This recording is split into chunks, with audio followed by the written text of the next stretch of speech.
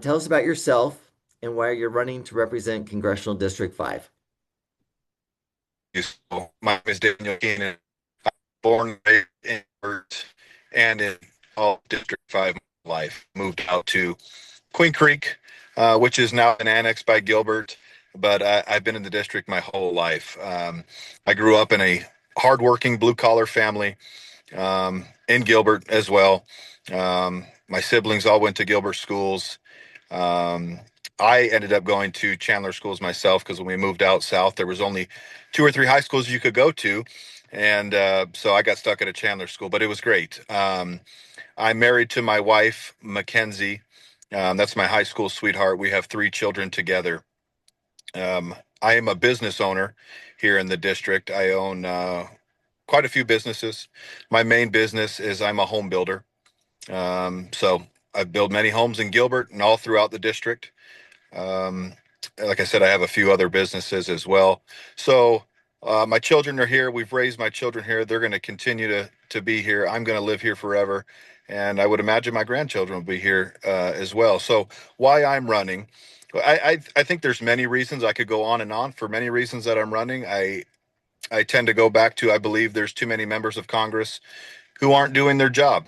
I think they're going to DC for all the wrong reasons. And when Andy Biggs announced he was running for governor, I felt um, a big hole, some big shoes to fill, of course. But I think this district needs someone like Andy Biggs, who's going to continue with the conservative leadership, and someone who's pro business as myself.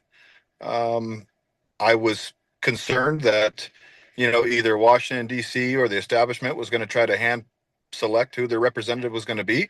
And me being a native here, born and raised, I believe I'm the right man to do it. Great. Daniel, what do you see as the federal government's role in fostering economic development in Gilbert?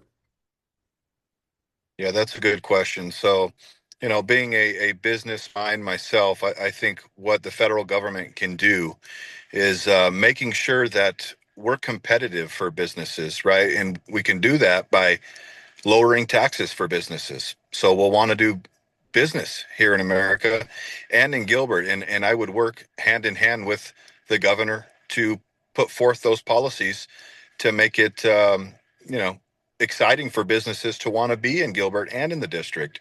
So, that could be lowering taxes, but that also could be coming up with, pro business minds to know many things that will help businesses thrive. It's like giving us foreseeable fees for a business, no surprise fees, any regulations that's bogging down businesses. For myself personally, sometimes it takes me upwards of 6 months to get a building permit, and there's many reasons why.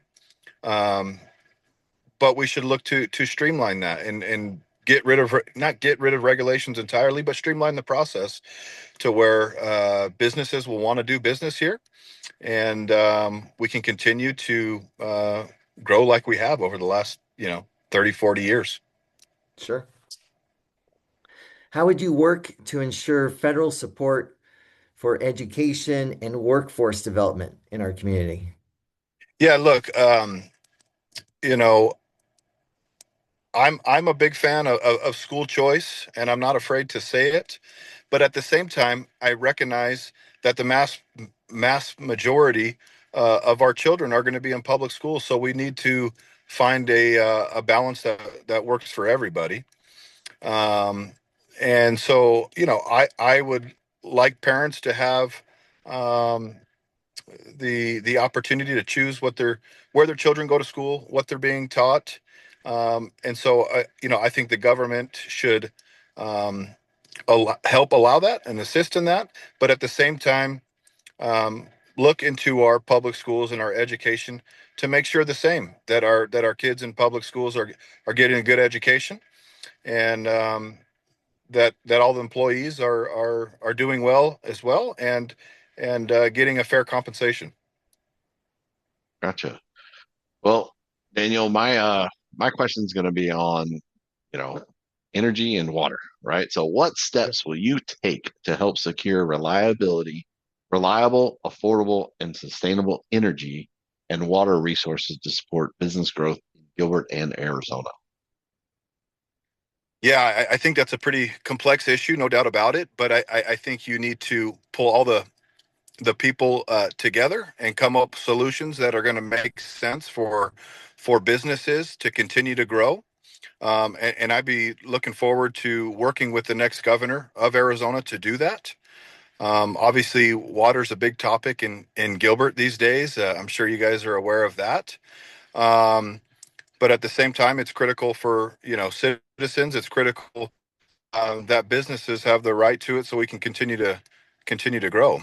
Um, so look, I would work with whoever that may be, SRP, APS, all the irrigation districts, to make sure there's a plan going forward that the rates stay low and that we don't, we can continue to work here in Gilbert. All right. Affordable healthcare and housing, along with effective immigration policies, are essential to maintaining a strong workforce. How should the federal government address these needs? Yeah, look, I won't shy away from that. I stand with the Trump administration, and I believe people who have broken crimes and came here illegally need to leave. They need to leave the country, and I'm more focused on making sure our workforce are young Americans that want these jobs. They're out there. I see it every day in my line of work. So you often hear about, we need the a legal workforce to do the job. I don't think we do. I think we need businesses to follow the rules and not undercut Americans and, go give a job to someone who's undocumented, and pay them a third of the price, when they should be paying an American a fair wage to do the job. Like I said, I see it every day. There's plenty of Americans who want to do the work, and I would focus on Americans and Arizonans making sure they're getting those jobs, and I do that every day. Thank you, Daniel. You're Uh, welcome. Next question. What actions will you take to promote efficient government policies and a friendly business tax structure? Can you say the first part of that question again, please? Sure. What actions will you take to promote efficient government policies and business friendly tax structure? Yeah, look, I think I'll go back to just following the Constitution and really making sure that the government isn't overreaching and putting a burden on citizens throughout the country, and letting Americans thrive. Look, we're Americans. We're creators. We're innovators. We're builders. We want a lean government to get off our back so we can thrive. So I'll make sure we don't have government overreach. We're following the Constitution. And regarding taxes, like I said, I'll always be a proponent of reducing taxes, especially for businesses. They're the job creators. They're the ones who create opportunities for all our citizens. So I want to make sure that we keep our taxes where they're at, but continue to go lower. I believe capital gains should be at least reduced by half, and look to completely eliminate them, in my personal view. Um, so, yeah, I think that answers your question. Thank you, Daniel. And finally, our last question. How will you stay connected with and responsible to the Gilbert business community? Would you please provide us some examples? Absolutely. I would continue. What I really like about what Andy Biggs does is he always holds virtual town halls, and I would continue that same path, making sure that we are available to all our constituents. And look, I personally, you're not going to get a more down to earth, approachable, available guy, someone who's born and raised in the district. I drive through the district every single day. I'm boots on the ground type kind of guy. Um, I go to downtown Gilbert and get dinner once or twice a week. So it's not, I'm not, I don't hide out, I'm available, and I'll make sure that my office is available and that we're constantly communicating with the constituents of CD5.